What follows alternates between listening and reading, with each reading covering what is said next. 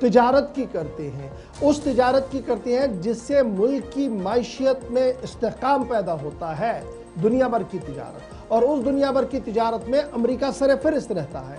Bharat America तिजारती मामलात में सर्द महरी दिख रही थी।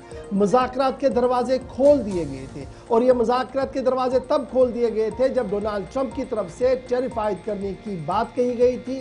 टैरिफ आधा आयद भी हुआ था, मजीद टैरिफ की धमकियां भी मिल रही थी, और इस बीच भारत और अमेरिका के बीच मुज़ाकराती अमल भी जारी है। और इस मुज़ाकराती अमल के अंदर एक बड़ा बयान मरकजी वजीर की तरफ से, पीयूष गोयल की तरफ से सामने आया है, जिसमें दावा पेश किया गया कि भारत अमेरिका के बीच मुज़ाकरात तेजी के साथ आगे बढ़ रहे हैं, और इन मुज़ाकरात के बीच जो मसवदा तैयार किया गया है, जो ड्राफ्ट तैयार किया गया है, उस पर मजीद डिस्कशंस होंगे। यानी जब बातचीत होती है तो कुछ पॉइंट्स रेज होते हैं, उन पॉइंट्स को तहरीर किया जाता है और फिर मजीद डिस्कशन इस पर होती है।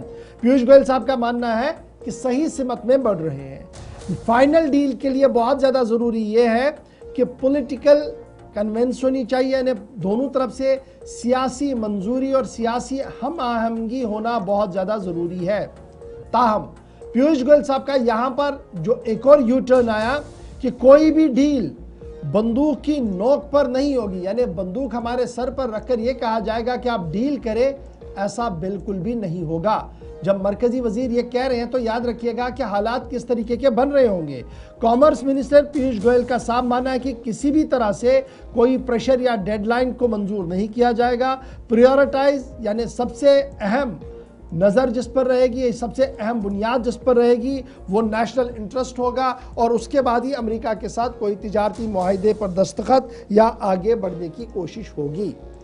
अब याद रखिएगा, एक तरफ से मुज़ाकरात चल रहे हैं, दूसरी तरफ से डोनाल्ड ट्रंप साहब का यह मानना है कि रूस से तेल खरीदने का सिलसिला जो है वो रुक रहा है, और भारत की तरफ से इसकी एश्योरेंस दे दी गई है और सिलसिला शुरू हो गया है।